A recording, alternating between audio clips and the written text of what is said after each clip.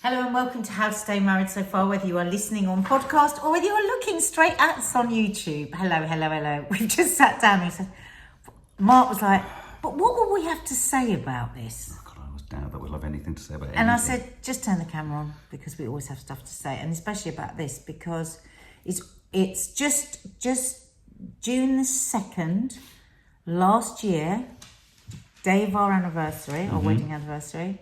You were diagnosed with bipolar 2. And then a few months later, ADHD. 3 or 4 months ago, ADHD. Yeah, ADHD. Yeah. And I really loved your post that you put up yesterday on your Instagram, Mark_Adderley. Me manically kind of going... So take me through that post. Why did you post it yesterday? What was going on in your head? Well, tell them a bit about what you actually said on that post because I loved it. You can go and have a look at it after this. So yeah, I suppose in a sense, the reason we're doing this, we just thought, well, it's just a marker, isn't it? We don't do and haven't done as many mental health chats on the channel. And there's a reason for that. And I think the reason for that is I was thinking about this yesterday. I was actually going to do an individual bipolar catch-up, a real stream of consciousness. Because I think as soon as you start to talk about your mental health, people, for no bad reason, will seek to obviously project their own experience and situation onto. That's the dog in the background if you're just listening. Having a huge drink. Yeah, it's not Nadia suddenly emptying her bladder. Everyone's sort of, I do it. I read sort of inspiring or, honest accounts of where people are at and what have you.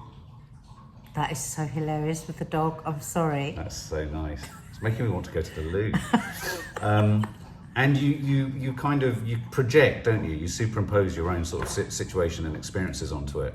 And sometimes I worry with a lot of mental health kind of chat or updates or discussions, and this is, one of the other reasons it's better to do it infrequently and not all the time, is that sometimes you run the risk of kind of not having an awful lot to say. And I don't mean like, it's not like you're not going through an awful lot. I was surprised you said that. Well, because it doesn't mean you're not going through an awful lot. But sometimes I think, a little bit like I was talking the other day on Coffee Moaning about that there's an industry around, say, unfortunately, cancer that is propped up by the existence of cancer.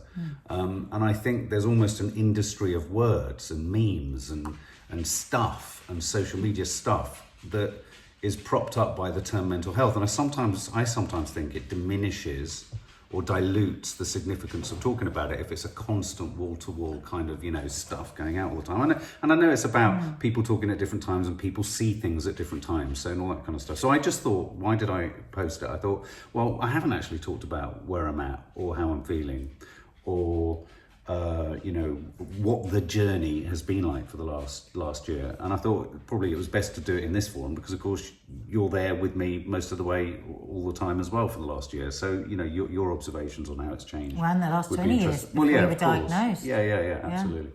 It's interesting that you say that about why you haven't posted much over the last year about mental health. And it's been my understanding of that was completely different. Isn't that interesting? Because I thought, and I was pleased for it, because we always say that when you post about your mental health, like when you've done lives and chats, you are in a better place than you would be if you were struggling. So I thought, it's more that you've just been more protective of your own mental health, because though you are a great advocate and I know that you really do help people, it's always really important that you are looking after yourself as well. So I thought you'd kind of made a conscious decision to just reverse a bit. Yeah, and also I think it tickles a little bit back at the idea of, I've talked about addiction and alcoholism, how one doesn't want to just be defined or understood as an alcoholic. Yeah, exactly. And you don't want to just be defined or understood as, he has bipolar. And it would be easy to just flood my account with, my Instagram account or whatever, with as many kind of, I want it to be, I want it to pop up when it really significantly pops up for me to feel comfortable talking about it, because it pops up all the fucking time. And I sometimes worry, I think there's also a part of it is you sort of think, I don't want to be going on about it. And I think not wanting to be defined by it is a really important sentence, because I think that's a big problem, like you say. you know, we talk about mental health and we all want more awareness around it, but we're in danger of it just becoming a flood of just stuff. So people just go, oh, mental health, and just don't pay any attention to it. And also, if I was also just on that thought, if I was to, you know, it'd be very easy to, in the middle of not feeling particularly good, flick the cameras on one of our platforms and start talking. First of all, you get all the nasty fuckers, and then you get the kind of, well, why are you doing this? And see, you leave yourself vulnerable, because actually, you know, so much of what's going on for you in the heat of a kind of an episode, and when I say an episode, it's not like an episode that, like, I could be in an episode for like 2, 3, 4 weeks, but it's just not particularly bad for all of those 2, 3, 4 weeks. But there are moments, I mean, like yesterday, for example, I had a really disassociated period of the day where I literally couldn't remember almost where I'd been or what I'd done. I mean, I could, but it felt also very stressed and working very hard. Yeah. So there's all those things. As well. But you know, there are times when it really is brought into sharp focus, and then I do think of what I look for or like to hear when I'm sometimes going online. I'm trying to unpack, why did I post what? You know, sometimes I do want to sort of know that, fucking hell, yeah, you know, it's a constant fucking balancing act. And I think the post I posted yesterday was about that. It was about the balancing act between up, but you know, downs and up, feeling down. What are you aiming for? What's the target? What's the destination? And I really struggle with all of that. I mean, one of the things I never struggled with about recovery as an addict is the idea that you never, I mean, I know you have a problem with it, and a lot of people go, recovering addict, I don't understand you, why you're recovering. I really get that. You are in the process of recovering, like we're always in the process of living. You know, if you were to suggest it's done, complete, then somehow you've hit an end point. Oh, what the fuck do I do now? No, you're in a constant state of recovery, or we're in a constant state of survival and living.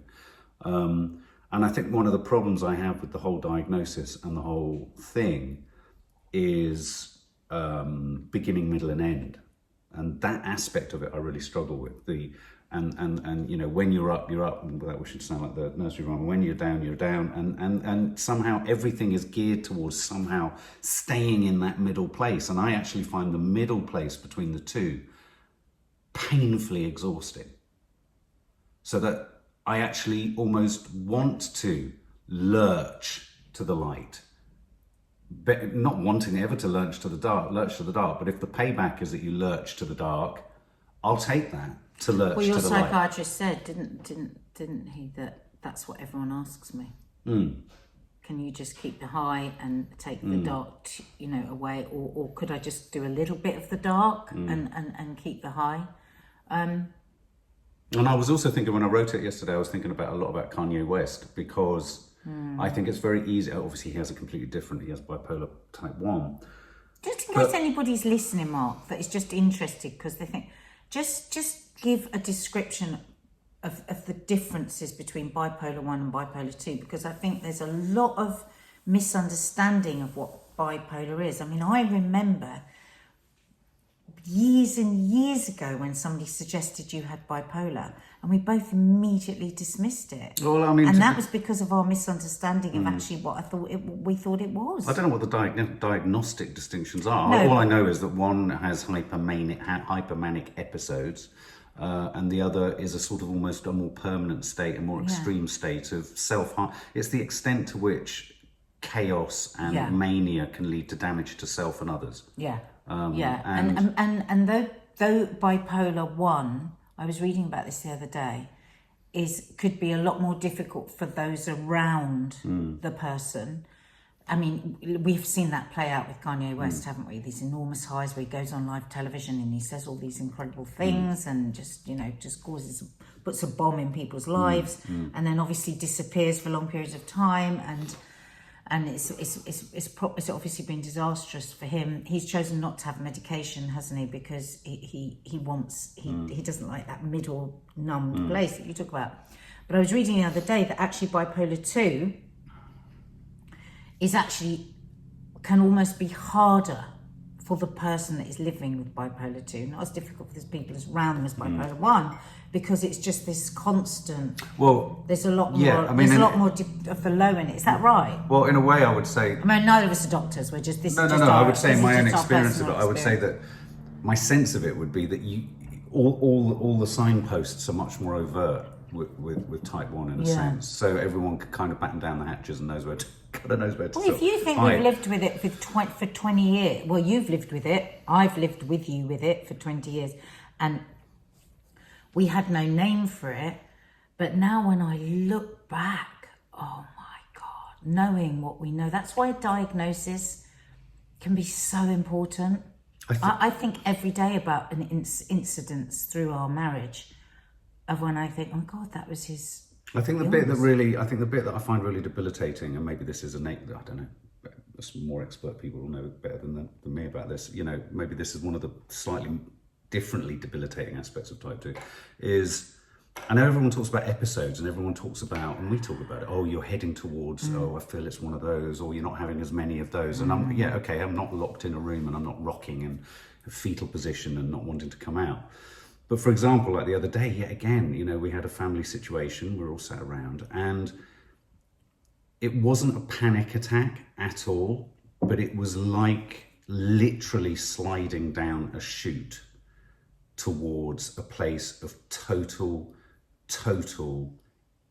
emotional and spiritual immobilization. I was sat there, it was Father's Day. I know, and I felt you feel it, and then it becomes interpreted, understandably, as a choice. And so it becomes, I'm putting something into the room, and I didn't know how to manage it, and I didn't know how to deal with it, and I didn't know how to be present but not be it, because there was no choice here. I had no choice. I literally felt like an empty vessel for that hour or hour and a half, and I didn't know how I could come out of it. I knew I couldn't get up and walk out because that would have caused a problem. I knew that I couldn't say anything because that would be awkward, and I could see that there was a fit. And so I just sat, and I felt so disconnected, and I felt so alone.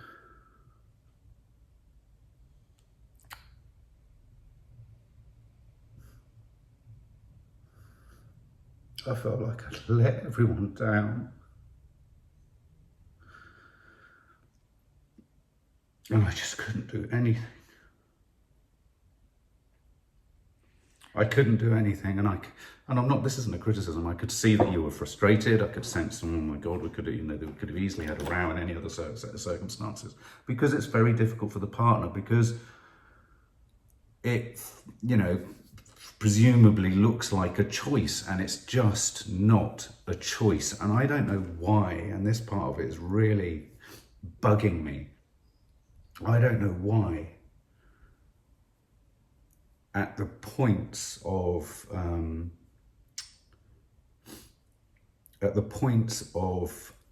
what or moments of what should be really comforting or anchoring or moments, I feel most rudderless. I suddenly become so rudderless. I become so unmoored. I become kind of cut adrift, and I feel literally it's like you're all on a sort of desert island, and I just kind of float out to sea, and I just can't do anything about getting that shit, getting back to you guys, and I find it really, really disconcerting. I don't know. I'm just talking now. I don't know what I'm saying. But but that was an example of, I didn't have an episode. I didn't go upstairs. I didn't remove myself. But at a microscopic level, that's happening in almost every set of circumstances all the time. This morning, all the time, it is happening. You know, and all of that kind of stuff, and it's exhausting. It's absolutely exhausting, and of course it's exhausting for you, and of course it's exhausting for everyone around me. Yeah, don't know where to take that thought. Well, I think it's a very important thing to say, because that's what it's like, isn't it? I mean, I suppose in saying that, I feel I can give at least I can say I have some retrospective awareness. Well, it's not that I don't have awareness of it at the time. It's literally like being in a cockpit of a plane or a ship or spaceship or something, and it's flying, but you're sort of sat so far back within it. You've got no control over where this thing is going. You've literally got no control, and you can see the people that you love kind of going, can sense something. But okay, well, from the perspective of somebody that lives around that, let's take that as an example that day. Okay, so that was, his family were around for lunch. It was a very sort of jolly atmosphere, and you thought that you couldn't go upstairs. You thought that you had to stay here and you had to do whatever. Not because of anything anyone because said. of, no. No. Self-inflicted. No, I'm not saying that. I'm not saying that at all. It wasn't in my head. Because that's what's expected, and you said, and I couldn't go upstairs, and I couldn't do this, and I couldn't do that, and I couldn't, and that's still how far away we are with our understanding of mental health and the pain of it. Because if you had anything that was causing you that much physical pain, and you had to say, I can't do this, I can't sit, I'm going to have to go upstairs, then everyone you would have felt okay to say that. Like, say you had a blinding migraine where you couldn't open your eyes, you couldn't sit up because the migraine was so terrible, you couldn't lift your foot, you couldn't take that mouthful, you couldn't laugh, you couldn't listen. Everyone would go, oh God, yeah, you poor thing, don't be silly, go and lie down. But actually, what you just described there was exactly the same kind of pain, just unseen. So I didn't actually know you were having a bipolar moment. I thought you were being a moody fucker. I actually thought you were being really sulky. I thought you were being rude. I thought you were being off. I thought you weren't making the effort. Whereas if you'd come and said to me, fucking hell, Nigel, I'm really fucking struggling, I would have said, go upstairs, take your time. I am not ashamed of the fact that you have this fucking thing. We're all lucky we don't fucking have it. And I would have said to everybody, as I've said a couple of times with the family now since your diagnosis, when there's been situations, I would have said, listen guys, I'm really sorry, Mark's really struggling. He might come back later, he might not. But no, let me just finish. No. And that would have been so much better for you, for me, because I didn't know what was going on. It was like, I literally didn't know you were going through a bipolar. I just thought you were being difficult. And so where did that serve you, who wasn't well? Where did that serve our marriage? It didn't. Where did that serve the atmosphere? It didn't. So you white knuckling through was actually something to think about the next time you're white knuckling. But it's not, this is the part of it that really, really stumps me, because it's not, these aren't in the moment you didn't know. No, in the moment, in the moment you want to be, no, in the moment you want to be there. The only thing that crossed my mind at one point was I was going to text you. But you were engaged with everyone else. I was going to text you and say, I think, just to kind of be able to get me out of the situation, I was going to say, I think I'm having a panic attack, because I've never had a, and I was literally immobilized. I mean, I remember, I was literally, I know you read into the moodiness. Yeah, I did, because I didn't know what it was. But I was, to be descriptive of myself, I was just static and unable. I literally couldn't even muster a sound out of my chest. Okay, well, listen to me now. How it came across was really eggshell-like vibe of anger. So never ever feel ashamed of saying again, when you feel like that, I'm really fucking struggling, say it to me. Or whatever. Anybody that cares about you. But it's not that simple. simple. Listen. It's not that simple. That was a but that is a good example. Yeah, yes, of course. With rear view mirrors and all that kind of stuff, that makes sense. When you're in a situation where for the social, you're wanting to. I came in. I was pleased to see everyone. I wanted to be with everyone. I wanted to be there. And then, you know, it's not even like the switch happens. It's just, it's you find yourself in a position, and it's like finding yourself without having physically moved yourself there. I don't know if anyone else gets this. It's like finding yourself suddenly in that corner over there, like that. And that's how I felt. And I felt at the table, and if the conversation was coming towards me, I didn't know how to talk. I literally didn't know how to talk. I literally didn't know how to talk, because it felt like, oh my God, my skin's blistering. I don't want to be the focus of anything here. I don't want to be the focus of anything. Just talk amongst yourselves. And so I was better at the point that, you know, I had to open the doors, having such But to pause you, you knew that what you wanted to do was be away from that table. No, I didn't. That's the problem. You didn't know you wanted to be upstairs? No. In retrospect, I should have been. Oh, right. But in terms of because right. that's the problem, and that's my point. I think that you could argue, well, why don't all people with mental health crises just go and be private then? Because I'm not saying you're saying that. That's not what I meant. No, I'm not saying you're saying that, but that would be the question we could ask of ourselves, isn't it? No. One wants to be there because one feels one can be, and because it's a nice thing, and because you love everyone, and if you because take you want another to be minute, there, maybe you'll be and right. maybe this is going to pass, and maybe I'm just. And I sat there. I was constantly doing this kind of almost audit of my head, and kind of going, is this improving? I was thinking, fuck hell, this is really sticking around, and the best thing was just to sort of hunker down and go quiet. Yeah. Well, maybe with more experiences like this, you'll be maybe next time I would be able to recognise it as well and say, are you struggling? Yeah. You know, do you need to go and... I mean, and you know, I mean, I know there'll be a lot of people listening to this and watching this that are me, like the other side of this. And it is... I'm always really reluctant to say where it's difficult for me, because it's never going to be as difficult for me as it is for you. Yes, it is. It's No. absolutely difficult. I mean, that's a classic case in point. That's a situation, case in point.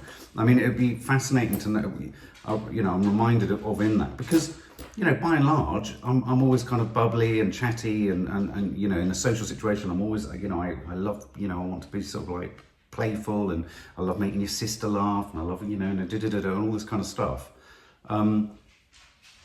But isn't it interesting how I've come out of that experience that day thinking I was a miserable bastard. You all thought I was probably a miserable bastard. I am a miserable bastard. That's the voice in my head. That's all I am. Well, we can all be a miserable bastard. No, I know, but that's... We all have that part of us that's a miserable bastard. It's just that when the problem with this is that you can't override it for a social situation. So, like, I can be a miserable bastard. Of course I can, 10 times a day. I can be a miserable bastard. But if it's a house full of people come in, however I'm feeling, if I answer the door, if there's people, I'm going to be able to just rise. I can do that a lot of the time. If you're sliding, you just can't do it. Yeah, that's what I'm saying. But when you're in that place, that's a whole different kettle of bananas, because it's beyond your control. And I think when I look back over our marriage, and I think of all the times where I've thought, why can't you just pretend? Why can't you just pretend for a bit, and then everything will be all right, and they'll have forgotten, and you know, and you know, I'm learning all the time about bloody bipolar. I read quite a lot about it. I had no idea, you know, how much of what I thought was you being difficult, which sometimes it is. I mean, you know, all super smart, interesting people are also bloody difficult sometimes, you know. But, you know, a lot of what I found very difficult in our relationship has also been partly, you know, your mental health sitch. Well, I think maybe that, going back to where we're at a year in after the diagnosis, I think I am constantly struggling to work out. Isn't it interesting? Because I suppose, I don't know. I don't understand what I am any more now than I ever did. And I don't think any of us ever will, you know that. And yet everything about diagnosis and treatment and therapy and everything is trying to take us to a place that just doesn't exist. It doesn't exist. It just doesn't exist. Maybe. It just doesn't exist. It's bollocks. It's all bollocks. And I'm just saying this probably more cathartically, because I just find the worst aspect of it is my inability to stop thinking so through things still, and I'm still trying to think so through what That's am very I, exhausting. what is me, what am I, is this, am I me when I'm up, am I me when I'm down, am I me when I'm happy and dancing and silly, and am I me when I'm helping people, am I me when I'm, You're all of those. yeah, I know I'm all of those things, but why can't I just wish there could be some fucking calmness. Just calmness. But okay, well, I'm gonna be honest. I think that God, you I haven't. hate it when she says that. I think that you haven't yet. I think you've been really working over the last year with getting your meds, and there's working with a psychiatrist on different amounts, and you've at one point you had too much, and you've reduced them, and I've seen a real improvement for that. But that's very closely alongside medical help. Don't anyone muck about with their medication. But I still think there's a couple of missing parts to your health. And I think you have nothing spiritual going on. You have nothing which can I do think there's two big pieces of the puzzle missing, which if you slotted those in, you could find a bit more calm. You drive yourself with work all the time. I've already had a row about this morning. You drive yourself, everything is thought about to the nth degree, no matter what it is. You are unable to let go of things. You find it very difficult to let go. So such a busy man with such a brilliant brain, with so many things going on, but a tiny thing from over here, you'll keep it and you'll drive yourself crazy thinking about it. And, so some kind of talking therapy, I think, is a part of the jigsaw. Somebody outside of all the people that love you, that are always saying to you everything's okay and everything. You need somebody outside of the people that love you, because sometimes that's a lot for me, knowing that I'm the main person that can, because a lot of the stuff I say to you just won't take. You just won't listen, like we all are with the one we love. We go, yeah. And I know that a lot of what I say would be a missing part in your treatment. I don't want to say treatment, but I think you need a more holistic approach. I think that you're so in your body and you're so in your intellectual brain, but I don't ever see where you're looking after your spirit. And I think your spirit, when I look at you, is exhausted. Absolutely wrung out, dried out. And if anything, there's nothing that scares me more about your health than that, because I don't know where you get it. Where do you get your spiritual wellness from? I mean, you do more in the garden now, which I think is really important. When somebody is very, very intellectually minded, I think it can be really hard. Like some of the stuff that you might look at me and go, God, how can she do that? How can I just relax? How can I just hang out? How can I just be? I actually pity you more than you might pity me, because it's really easy to just go, oh well, I might just sit in the garden now and just well, not that I do that much, but you know what I mean. I don't see you have the downtime, and the true downtime is where we've talked so often. Oh, Sundays we won't do any work at all. Saturdays we won't do any work. Sundays we don't. But you get so aggravated if you're not constantly running away from yourself. And I think that's the missing part. Right. Okay. From the person that loves you and lives with you all the time and sees you all the time. There is, your middle is there. You just don't want it yet. You're not interested in it one bit. Maybe you will be before you die and you'll move towards it, but maybe you never will. I hate the word middle. I think you're prejudiced.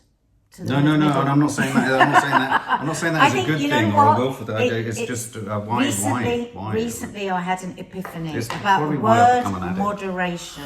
I had an epiphany, right? And this epiphany was, we all say, whether we're talking about diet or exercise or working or whatever, and we go, moderation.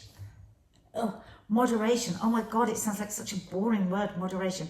Moderation can take us away from huge amounts of anxiety and bad voices in our head giving us all kind of shit. Moderation is moving through life, making small changes that will actually fucking last. Moderation is a place to find some kind of peace. I got cut off mid-flow there because Run out of my storage. storage ran out on my phone. But anyway, I think just start rethinking. Don't reject the middle road. Okay. And I would say to you, you've got to think about your spirit, your soul. And I don't mean that in a heebie-jeebie, arty-farty, hippie, ring-toe sort of way. I just mean, do you know what I mean when I say it? No, I haven't got a clue. You haven't got a clue? Because I feel plugged into things like creativity, and I do feel No, but that's not spiritual what I'm joy. doing. Look at the use of the words. I'm plugged in. I don't want you to be. I want you to unplug. Okay. It's the complete opposite of being plugged in. That's the trouble. You're fucking plugged in everywhere. Can we just unplug you?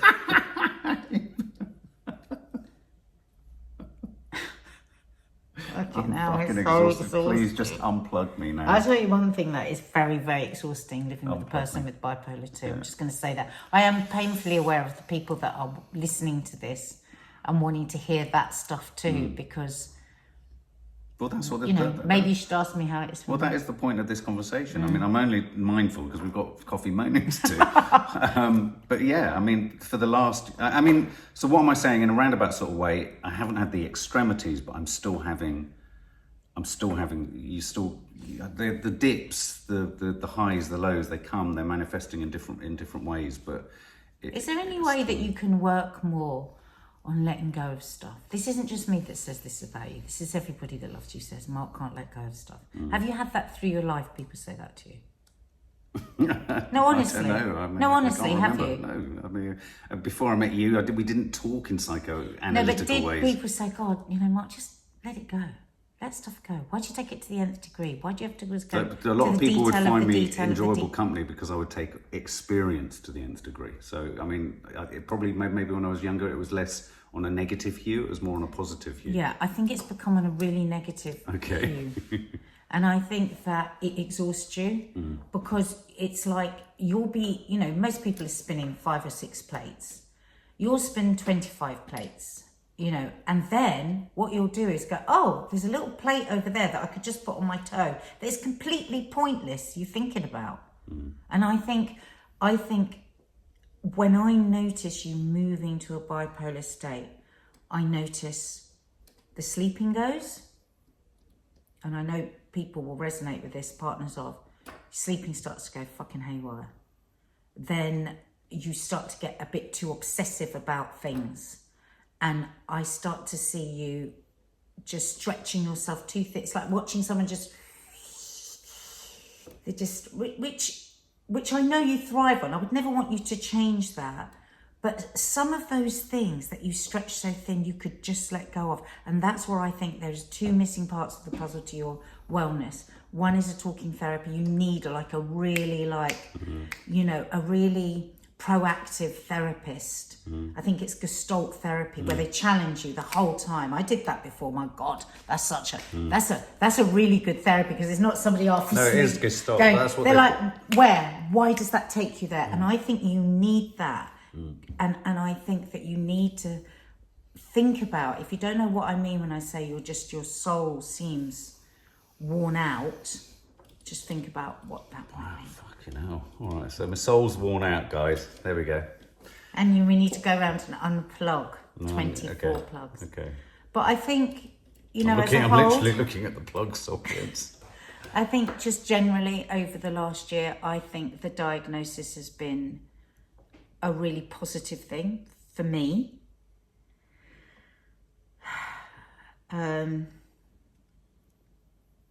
But also it's been a negative thing as well, because sometimes when you talk about where is me, and I don't think about where is you and where is your bipolar, because the whole thing is you. And but sometimes if I want to bring stuff up, it feels more eggshelly because I feel you're gonna be thinking that that it's something to do with you being bipolar, and sometimes it's just about you being fucking annoying. Right. Okay. You know, I'm not going to go, oh, the reason you take everything to the nth degree is because of your bipolar. I have more understanding of it, so I'm not as as raged as I would be, but it doesn't mean that it's still not difficult for me to live with, and it still doesn't mean that I shouldn't say anything, because you don't want to get into a spoilt brat situation not at all. when you're living with somebody who's got a mental health situation. I never know what to say. Well, yeah, where because, and I'm acutely aware of that, which is part of the reason I didn't want to say anything. Sometimes it ends up fanning the flames of the problem, because I don't want there to be special dispensation, compensation, or a sort of a green card for kind of like, oh well, because he's got bipolar, this can't be said, or this is exactly, we give him a pass on that because he's he's got exactly. So that's why I will still take you up on stuff. No, that's important. That's good. But it's not always easy, because of course, because sometimes I think, well, when you really are driving me mad without being able to let go of stuff, and I have to say it. I have to say it, but I do have more understanding of it since the diagnosis. But, I think for partners, it's really important, and if you're somebody with bipolar 2 and maybe this resonates with you, when your partner is saying to you, is noticing, the meals have gone a bit out the window, it's that, I know you hate routine, but just a bit of like eating regularly, sleeping, having a talking therapy, having some time out, is what you owe the person opposite you, because they're putting up, not putting up, I don't want to say putting up, but they're managing a lot and they're navigating a lot around, and sometimes it's hard for me when you won't hear me trying to do that for you. I would really love you to do Gestalt. I would really, really love you to do that, because I think it would be good for you. No, well, I'd like to.